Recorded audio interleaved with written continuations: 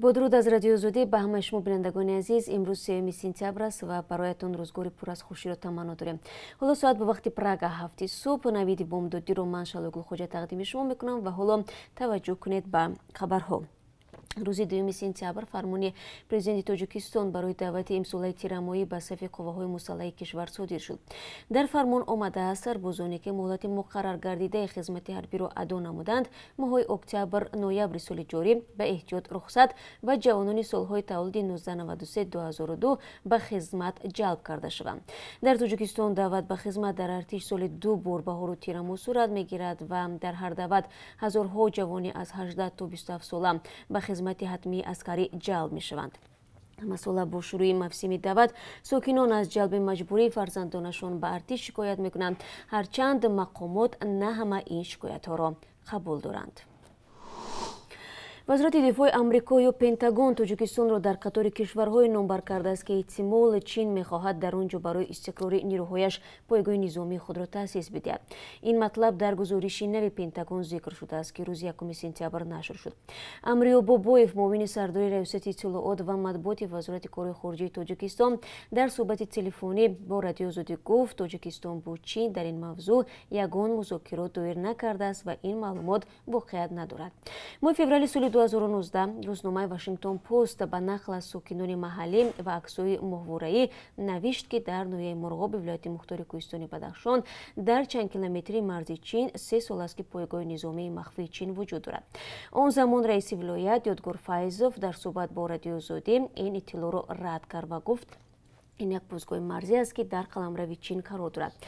چین در گذشته در بخش نظامی تاجیکستان سرمایه گذاری کرده است. طبق نقشه هماهنگ شده مقامات تاجیک و روس امروز از روسیه به تاجیکستان سه پرواز چارتری انجام می شود. دو هواپیمای شرکت سامون ایر از مسکو و دوشنبه پرواز می کند. همچنین امروز مسافران از نوسیبیرسک به پایتخت تاجیکستان انتقال داده می شوند.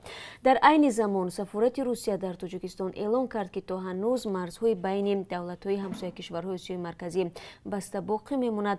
بنابراین تشکیل دالان سبز ترانزیتی با اون شهروندان روسیه که خواهند با ماشین‌هایشان از تاجیکستان به وطن بروند امکان ندارد. با آنها توصیه داده شده است که خود را توسط هواپیماهای چارتری گومانیتری به روسیه برسانند. سیاستمدار مخالف حکومت روسیه الکسی ناوالنی با مدعی فلج کننده عصب نویچوک زهرآلود شده است.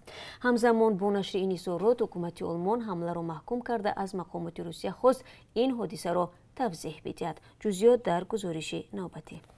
Но нам нужно подняться и снова пойти в бой, ведь до тех пор, пока мы не победим. آزمایشی نمونه‌ها از جسم الکسی ناوالنی که با درخواست شفاخانه شریته برلین در آزمایشگاه ارتش آلمان دایر شد، ثابت کرده است که این سیاستمدار مخالف حکومت روسیه زهرآلود شده است. روز چهارشنبه کانسلر آلمان انگلا مرکل در این باره اظهارات داد. او گفت: الکسی ناوالنی قربانی حمله توسط ماده فلج کننده عصب از گروه نویچوک شده است. در نتیجه آزمایش موجودیت این زهر ثابت شد. همین طور واضح است که ناوالنی قربانی جنایت می باشد. مرکل در جلسه با اشتراک وزیران مالیه، مدافعه، عدلیه و امور خارجی و داخلی آلمان اقدام‌های بعدی حکومت این کشور را بررسی کرده است. جانب آلمان حمله را قاطعانه محکوم کرده از روسیه توضیحات عاجل طلب دارد. وزارت امور خارجه آلمان به سفیر روسیه نتیجه های آزمایش را خواهد رساند. برلین هم پیمانهایش در اتحاد اروپا و پیمان ناتو را هم در این باره آگاه نموده عکس العمل مشترک را ارزیابی خواهد کرد. وزیر امور خارجه آلمان هایکو ماس میگوید این عکس العمل به جواب روسیه مربوط خواهد بود. اکنون ما می‌دانیم که این حمله با استفاده از ماده فلج کننده عصب بود. ضرور است که در روسیه مسئولان حمله معین و به جوابگری کشیده شوند. ناوالنی 20 اوگوست اثنای پرواز از تومسک به مسکو خود را بدحس کرد. او در منطقه سیبیر فیلم با نام تحقیقات را نوار می‌گرفت. هواپیما در شهر اومسک نشستی اضطراری نمود و ناوالنی را به شفاخانه محلی انتقال دادند. بعد خبرها درباره زهرآلودشوی احتمالی او انتشار گشتند و دوستان و همپیمانها موفق شدند که ناوالنی را به آلمان انتقال دهند. تمام این مدت او در حالت بیهوشی می باشد. تا حال مقامات روسیه پرونده جنایی باز نکردند و اصرار می‌ورزند که برای این عمل اثبات لازم است. شما نویدی بومدودی رادیو آزادی رو تماشا دارید. دادگاه اقتصادی شهر دوشنبه توجیک تلکوم شرکت زیر اطاعت بیگ صبور رئیس خدمات علاقه را موظف کرده است که 608,000 سومانی قرض برق استفاده کردهاش رو سپرد. مسئولین شرکت میگویند از پرداخت قرض سرکشی نکردند، تنها بحرانی وابسته به کووید 19 دستشان را در پرداخت مبلغ برق کوتاه نموده است. حلنامه دادگاه اقتصادی شهر دوشنبه هفته گذشته صادر شد. مسئولان اداره برق دوشنبه میگویند قرض توجیک تلکوم خیلی زیاد شد و آنها مجبور شدند به دادگاه مراجعت کنند. در اداره شبکه‌های برق دوشنبه به رادیو آزادی گفتند شرکت توجیک تلکوم در 1.5 سال اخیر تنها در حدود پایتخت با مبلغ بیش از 1 میلیون سومانی برق استفاده کرده است. به قول این نماینده توجیک تلکوم که نخست نامش ذکر شود، به سبب بحران پیش آمده کووید 19 درآمد آنها کم شده است.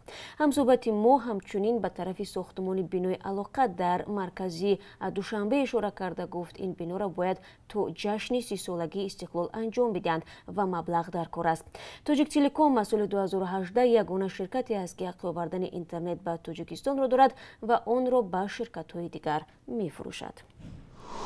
کاتب دولتی ایالات متحده آمریکا مایک پامپئو میگوید آمریکا طلب دارد که تعقیب اعتراضهای مخالفین حکومت بلاروس که بعد انتخابات بحث برانگیز پرزیدنت در این کشور آغاز یافتند فوراً پایان داده شود. بر پایه معلومات نهادهای ناظر انتخابات در آوازدهی 9 آگوست الکساندر لوکاشنکو که 26 سال این جانب رهبری بلاروس را بر دوش دارد بار ششم پرزیدنت این کشور انتخاب گردید. روز 2 سентябр مایک پامپئو گفت که آمریکا با کشورهای همپیمان تحریم منصبداران بلاروسی مسئول پایمالشوی حقوق انسان در این کشور را بررسی دارد. جورج کنت معاون یاور کاتب دولتی که امور بلاروس را نظارت میکند گفت اگر روسیه به وضعیت در بلاروس دخالت کند با عکس‌العمل شدید آمریکا و متفقانش مواجه خواهد شد.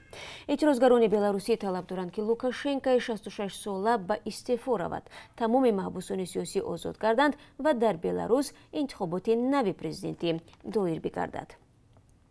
منصبداران افغان میگویند حکومت برای مذاکرات با طالبان یک هیئت را به قطر میفرستد. مقامات کابل هفته روان یکی در محبوسان باقی مانده طالبان را آزاد نمودند. در محبس‌ها باقی ماندن شماری از طالبان سبب اساسی تأخیر مذاکرات صلح با طالبان است. شام دیروز یک منصبدار افغان که نخواست نامش آشکار شود گفت که طالبان باقی مانده باید شام چهارشنبه از زندان آزاد شوند و مذاکرات روز پنجشنبه آغاز یابد. یکی در منصبداران افغان به خبرنگاران گفتند که 1 سентябр 200 محبوس طالب آزاد شده بود. سرنوشت تخمیناً 400 طالب محبوس که در جنایت‌های سنگین مسئول دانسته می‌شوند و تاکنون در زندان هستند به قول طالبان مانع برای آغاز مذاکرات است.